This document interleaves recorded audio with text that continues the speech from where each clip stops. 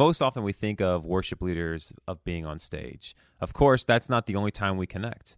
There's all the prep ministry, relational ministry, and the leadership that is required as each week progresses. During a regular worship time slot, you've got 3 connecting blocks, and too often we miss 2 of the 3. My name is Ava Andrews, and like you, I serve in local church worship ministry. It's a joy to sing, worship, and help lead in the church, and that's why we're so passionate about the Worship Leader Toolbox podcast. Each episode is an opportunity to focus on practical aspects of local church ministry. We're glad you've joined us today. We're praying for you, and for now, let's jump into today's episode. Well, hey, Tim, how's it going? It's going great. How's it going for you? Oh, it's going pretty good. So we started something last episode, depending on the order of these released, and that's a fun question to get to know each other more. And here's a fun question for you. Okay. Is a hot dog a sandwich? I wonder if many people wonder about that. Is a hot dog a sandwich? I mean, it has the elements of a sandwich, right? You mean it's got a bun? Yeah. Yeah. And there's meat in between. Yep. But it's not really between bread. It's kind of on the side. Yeah. Okay. So where does that put like po' boy sandwiches and stuff like that? Like hoagies? Like hoagies. I don't know. That's why they're probably called hoagies and stuff. I mean, I guess a hot dog could be a sandwich, but I don't hear people say that. Mm-hmm. Like ham and cheese sandwich, that makes sense. Yeah. But a hot dog is a hot dog. Yeah. And then there's also the nickname of tube steak. A tube steak. A tube steak. Nice. I had a friend that always called it tube steak. His name was John. Yeah. It made it sound like way better. Yeah. I'm going to be grilling out some tube steaks tonight if you guys look. If someone invited me over to barbecue and they lead it with like, I'm going to be grilling some tube steaks. Like, had we not had this conversation, I would have to go just to investigate what tube steaks are. Because I mean, at that instance, isn't also like bratwurst tube steaks? Yeah. Man. All right. But you don't want to call them meat sticks, though. That's the worst. That is. That's like beef jerky. That's like gas station beef jerky. Yeah. Like Slim Jims made with mechanically separated chicken parts or something like. Have you ever read the back of the ingredients of a Slim Jim? No. Next time you're in a gas station, pick up a Slim Jim and just read it. Like the third ingredient is mechanically separated chicken parts. Chicken parts. Chicken parts. That's terrible. Oh, my goodness. Oh, man. Well, there was another question in here, but I think that we just need to skip it because that was amazing right there. Hey, welcome to the Worship Leader Toolbox, and let's talk about this idea of connecting times as a worship team. We mentioned the 3 times, and most often we miss 2 of the 3, and what are those? Well, I appreciate you being in here, Clint. This is fun, and this would be one that people could argue a little bit. So you're welcome to argue a little bit if you think of it in perspective, because I'm not sure if everybody has the same thought I do, or if this is for the whole worship team or like for the staff worship leader. I'm not sure. Here's my thought, and that is that in addition to being on stage, which is like the obvious worship leading posture and time, the other 2 slots that I feel like if I didn't have, I would be missing out on a big part is the time slot just before worship with the congregation and the time slot just after worship with both the congregation and your team. And so without these times, it seems like you're just missing this meaningful connection. And I've just learned over the years that if you have a good relationship off stage, then you're going to have a more effective relationship on stage. Mm-hmm. Like if there's a connection, then when you're on stage, it's really going to be a big connection. Yeah. And I also realize there's different settings for these things. You know, the before and after is important, but depending on the context, it may not, click in the same. Yeah. If you're in a spot that, there's been times when we've played at camps and as we're at the camp, you're eating pizza with the kid and then you go downstairs, you play a song. Mm-hmm. And it's like that connection of knowing that kid's name and that group just in general opens up wide open for people to be in worship. Then other times we've shown up and, we're on a big stage somewhere and there's like a hospitality area for the band to sit. You don't even meet people at all. Yeah. And so I realize that there's like 2 different worlds here. Mm-hmm. But as one of the staff, pastor, worship leader people on staff at our church, it seems like to me it's important to have those times before and after. Yeah. So. Yeah, I am not going to argue with you. I totally agree. Mainly because of being able to serve at like different churches and different events where like before and after you're either behind like separated from everybody because there's like a room back there, like a green room or whatever, or you go back and like a hospitality section that's just kind of like just for you. It's like you almost turned into like rock stars. And it is weird because Harvest has, I mean, there have been a lot of times when we've led events in motels or conference centers or convention centers. And one in particular, I remember we did for like 10 years at the convention center in Nashville, Tennessee. And it was almost like if we were eating meals with the participants, it was weird. Like they thought, oh my goodness, the band, that's who we, I mean, like the couple thousand kids see us on the stage. Yeah. And it was almost too weird for us to be there. It was like their perception of the rock star kind of mentality. And so I realize that it's kind of, it can be, you can get in that mode. That's another probably good argument for making sure you are connecting with people so you know who you're leading. Yeah. But like in our setting here at our church, maybe like your church, I'm not sure whoever's listening to this, but our worship team basically is out in the congregation. There is a back storage area, and I've been to places where you walk off stage and sit in a room somewhere back there, or have a hallway to escape, kind of. But for us, everything's on display. So we walk down the side steps of the platform, and then we're in the congregation right there. Boom, there they are. And so they see us walk on and walk off every time. So in our setting, we have our pre-service sound check and double check everything for the morning, and then we have about 30-minute break while people are coming in. And during that time, a lot of the sound people and a lot of the worship band people are hanging out in a circle or standing around. We usually pray, and then people are just visiting, little pairs or threes here and there. But then people are coming in, and so we have this opportunity to talk. And most often, I probably sacrifice the connection with the worship band for the sake of just talking to people as they come in, just like connecting. And I don't want to think of it like a salesman, like trying to smooth everybody over, like working the crowd type mindset isn't really like, it's not a circus, and it's not it's not a pre-show or anything like that. Yeah, it's more just like, I want to hear who's coming in and how it's going and where people are at, and just that little connection. And the same with afterwards. We do play a little bit of music at the very end, instrumental usually, as people are kind of initially getting ready, and then it kind of transitions to pre-recorded music. But I'll leave the stage really quickly usually and just head down to catch somebody I saw, or to say something to somebody, or just to be around. And then I'll go back up and say thanks to the worship team members, and kind of connect in that way with them. And I know they're going to be around a little bit because they got to pack stuff up and all that. So I'll sacrifice that time slot for a few minutes for this other thing. No, that's awesome. I really like that aspect of it, because it's in any ministry that you're serving in a church, paid or otherwise. I mean, you're really in a ministry of relations, and you have great opportunities before the congregation is there, or even if the congregation's not there, like on your rehearsal night, to build those relationships with your team. That's the only time you're going to maybe see. And if you have multiple services, like, that little window of time before and after service, that's the only time you're going to see those people to really connect and rub elbows with them. Yep. If you can rub elbows anymore. Can you do that? That's I don't know. The only thing you can do, I think. Oh, gotcha. All right. So we're going to talk about what's the reasoning behind this, right? And we have 4 thoughts listed here. Okay.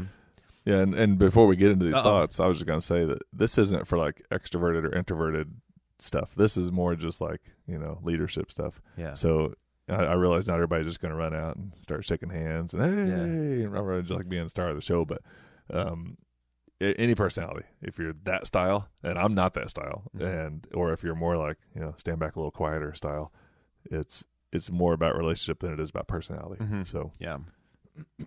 So. All right, we're going to hit these 4 different ones up here. And the first one we have here is opens doors to thoughts and comments.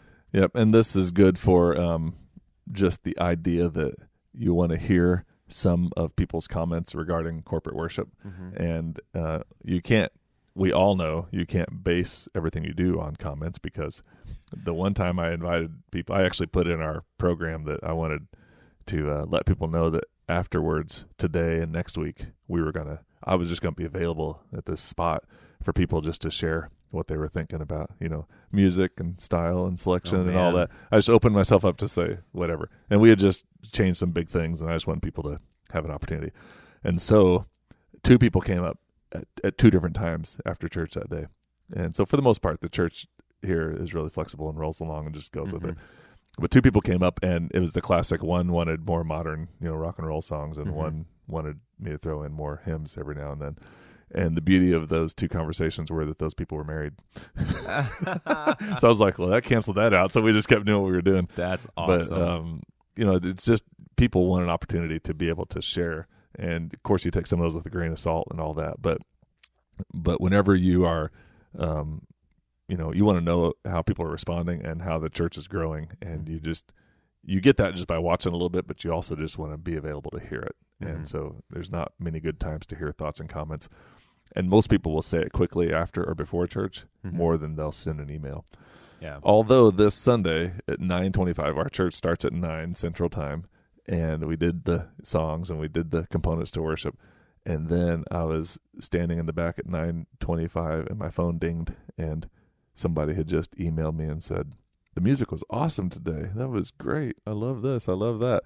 Like real-time feedback on this email from one of our, long-time people that have been around forever. And that's like encouraging as it's going. Was it during the preaching? Well, they were actually watching online, so they were at home. And it was okay. So the email came in at 9:25. But during the preaching time. Yeah, like the sermon had just awesome. started. So I screenshotted it, and maybe this is like, you should be listening to the sermon, but I screenshotted it because we'd had so many other quirky things that day that I thought this would be good for everybody, and sent a big group text right then. So by 9:30, everybody saw this guy's email that was really over the top, gushing encouragement. That's and awesome. So there's just comments, before and after church. Yeah. And actually that's a bad example because it was during church. Yeah. But anyway. Close enough. That's good. Yeah, I think that thoughts and comments, like you said, you really could, especially if you put it like in the order of service where it's like, here's an opportunity, you could really open up a can of worms, because you get different like styles or loudness or anything that comes with the headache of. Well, when I said that, I just put it in order of worship that afterwards you could come tell me. Okay, it wasn't like during church, like no. But what I mean though is that like it opens up an opportunity for a can of worms. Oh yeah, So well, you got to have thick skin to say, what do you guys think? I mean, like that's not an easy thing. Yeah. Most people are kind about it though, and I've heard all kinds of comments over the years, like I thought my heart was like changing beating patterns because the bass is so low. Does it have to be so low? And I mean, like just sound guy thoughts and people. I mean, it's just like because of the bass. I've heard a lot of stuff, and sometimes my heart is for people, so I often will I'm not good at not taking it to heart, but I have learned long enough that you gotta roll with some of it. I mean, it's just an interesting thing, but comments are good, and if nothing else, people want to be heard, and if they're listened to and they're heard, even if the change isn't major in their direction, they feel like they were heard. Yeah, so that's a big part of it. Yeah. All right, that's a good first one. Open doors to thoughts and comments. The second one we have here is allows visibility. Well, worship leaders are already pretty visible. That's true. They're one of the most visible besides the pastor that there is. Yeah. So that's one aspect. Making a connection builds up a sense of relationship, like the worship leader being around the congregation in the sanctuary, real live person. It just makes it a little bit different. And you want visibility in that sense. Yeah. Because people are with you then. Yeah. So other roles in the church aren't as visible, and it's almost like you need to sort of, as a worship leader, share some of those visibility opportunities because, not the whole church sees children's ministry play out on a weekly basis. Yeah, that's true. And just a handful of people and a bunch of kids see it. Yeah. And same with, all the background roles in a lot of ways. Yeah. So, well, depending on how your sanctuary or your worship center is laid out, like I know here at your church, like the tech booth is isolated and it's on a completely different floor from where the congregation is, and the guys up there, it's like they don't come down. I mean, they're doing stuff up there, but like that's a non-visible role, you know. Yeah, they named it the Fortress of Solitude. Nice. And I think we mentioned it before, maybe I can't remember. There's actually, thankfully, there's like 3 people in there now. Yeah. Although we had to separate it by because of the pandemic, but at least there's like community. There used to just literally be like a person up there. Oh, that'd be so sad. That was pretty sad.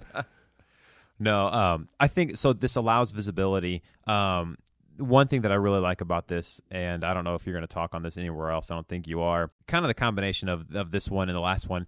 It also gives great opportunity for, like, let's say you have someone who, you know, is a first time guest, or maybe you have someone who isn't like a member, but they've been coming for like a month or so, and it gives them maybe an opportunity to come up and say like, hey, you know, I play bass, or I play guitar, or you know what I mean? Mm-hmm. So that's, I mean, you're always kind of like on the verge of like, always on the hunt, like recruiting and stuff like that. And if you're not out there where the people are, how are you going to be able to recruit? So, that's awesome. When we post this blog post, we got to add opportunity for recruitment. Oh, is this a 5th one now? Yeah, this is a 5th one. Oh, so yeah. I mean, recruiting is ongoing in ministry life, and you don't just have you might have a recruitment Sunday, but you don't just have one of those. You have an ongoing culture of recruitment, and you don't want people to be scared to see you coming. You got a clipboard and a name thing, but you want to be able to, you want to be able just to uncover things. Yeah. So it is true. One of my big questions when I meet people are just standing around the conversation, I'll say, "Are you a musician?" Yeah. And I did that just Sunday with a guy. This first time he was here, he was with his girlfriend. I said, "You a musician?" He goes, "Hey, actually, yeah, I am." Oh, nice. And I said, "What do you play?" He goes, "Guitar." I said, "Are you good?" And his girlfriend's like, "Yeah, he's great." I'm like, "Well, yeah, of course he'd say that." Yeah. She loves it. Yeah, it was just interesting. That's awesome. Yeah, that is a good one. Allows visibility, but it opens up. It gives people the one small channel of a way to get involved if they wanted to. For sure. This is a trick that I've learned from you at harvest events. Okay, someone might not come out and flat out say like, "Oh, hey, I play guitar. How can I get involved in this?" Like, I've learned from you, like someone might come up and they might ask you about your guitar or whatever, and it's because they actually play themselves, and you actually like, you don't even like. You're like, "Oh, it's da-da-da. Do you play?" Like you flip the script and you like turn it towards about them and discovering about them and, learning things about them to, maybe they'll want to join a team. So yeah, that's true. That is, if somebody comes talks to you about an instrument, they also play. Yep. Yeah. That's a huge thing that I learned from you many moons ago. So, all right. That's a good one. So now we have 5. Yep. So I was going to say, allows visibility and it opens up the door for recruiting. Exactly. So now we're moving on 4th to number one. 4. To keep you focused on people, not your phone. Yeah. The worst, and I see this way more in other people, and half the time see it myself and aggravate myself. But one of the worst things I could think of doing 10 minutes before worship is to stand in a corner somewhere in a room full of people looking at your phone. And I know that's easy to do and it's addicting. And I know that when I'm looking at it, I'm thinking, I'm free right now. This is my free time. If somebody wanted to talk to me, they would come up. Yeah. But if you have a posture of device focus, then you are not approachable. Like if you're looking down, nobody's going to talk to you. So if we're really going to be, true to this idea of connecting with people, then you got to keep your phone put away. Yeah. And then there's that caveat where you're standing next to somebody who is a device-focused person, and then they most, connect when you're showing them a meme or some weird little video that you found. You got that group of people that you sort of have to like live in their world. So it's like the Wild West. Everybody walks up to each other and then whips out their phone out of their holster and stands there like, trying to do something. I'm not sure what even people do, but anyway. The 10-15 minutes before church and the 10-15 minutes after church ought to just be the discipline of device free for any leader in ministry. Yeah. So, yeah, this is like, everyone knows this. We live in a culture where that's all we do, and it's crazy. So we live near a park, and one of my favorite things to do is like, when my wife and we take our kids to the park and they're playing, we'll be there and engaging, and like my son, he wants me to chase him and this, that, and the other. And then like we have a little girl, and, one of us, the other one is like engaged with her because she's going to fall down, flight of stairs and hurt herself or something like that, because she's little. But it's always crazy because like I'll see parents like sitting there on a bench, their kids running wild, being a kid, and they're like just glued to their phone, So it's so sad that like it's like the building on relationships that you have before and after service. It's missed moments, just like those missed moments with your kids at the park. And somehow I just turned into like a parenting podcast. That's all right. Yeah, you got kids running around with nosebleeds and teeth knocked out, and their parents are just like looking down. And they say that kids at a certain age are missing out on social interaction with smiles and stuff. Yeah. But just think about during this whole pandemic, if you're focused on your phone with a mask, they don't see your eyes or your face. Oof. Like you've got a whole bunch of kids that just are seeing like the silhouette of an adult. And eye contact is such a huge deal, and you could say a lot just with your eye contact. You don't have to do anything else. That breaks my heart for kids right there. Good. So we're good with not being on your phone. I think we've made that known. Yeah. All right, so we're gonna hit up our last one before we actually evolve into a parenting podcast, and it is pastoral and encouraging. Being around people is pastoral, just in that sense, like shepherding. But it's also encouraging for, like, me as the person who connects. I mean, that's a big part of the opportunity for that, communication to flow. Mm-hmm. And I just can't count the number of times that, you're standing around talking to people afterwards, like, awesome music today, or it was great to worship today, or who was the singer, the new guitar player, who's that, who's this? It's like they feel like they're part of things because they just have this opportunity, this wave and this channel they can utilize to find out more. So it's just pastoral and encouraging for anybody who's involved as the leadership team, and it's also encouraging and pastoral for the congregation themselves. So that's awesome. Yeah, I didn't mention this, but we have another podcast somewhere in this mix of stuff where worship leaders really are shepherds to their teams for sure, and to the church. Like sometimes we just think of ourselves as like the music. Yeah. But in the Old Testament, the music people were part of like the ministry. Like they're part of this whole thing, the tabernacle and the whole setup. And so we don't want to negate that part of our role. Yeah. It's more than picking out music. Yeah.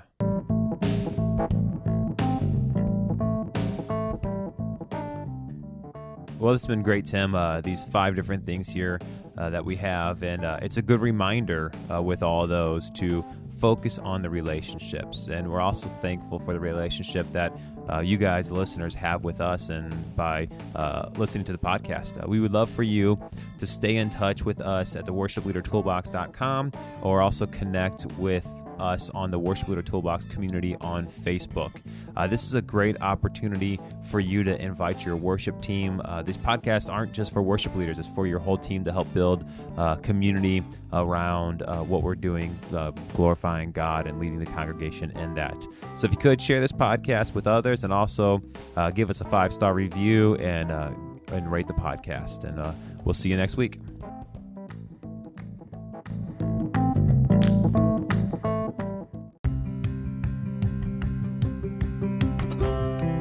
Hey, this is Ava, and I want to invite you to join us on social media for the Worship Leader Toolbox. Here are some ways you can get connected. You can join the Facebook group, Worship Leader Toolbox Community. You can also like the Facebook page, Worship Leader Toolbox, and we are on Instagram and Twitter at Worship Leader TB. We'll see you there.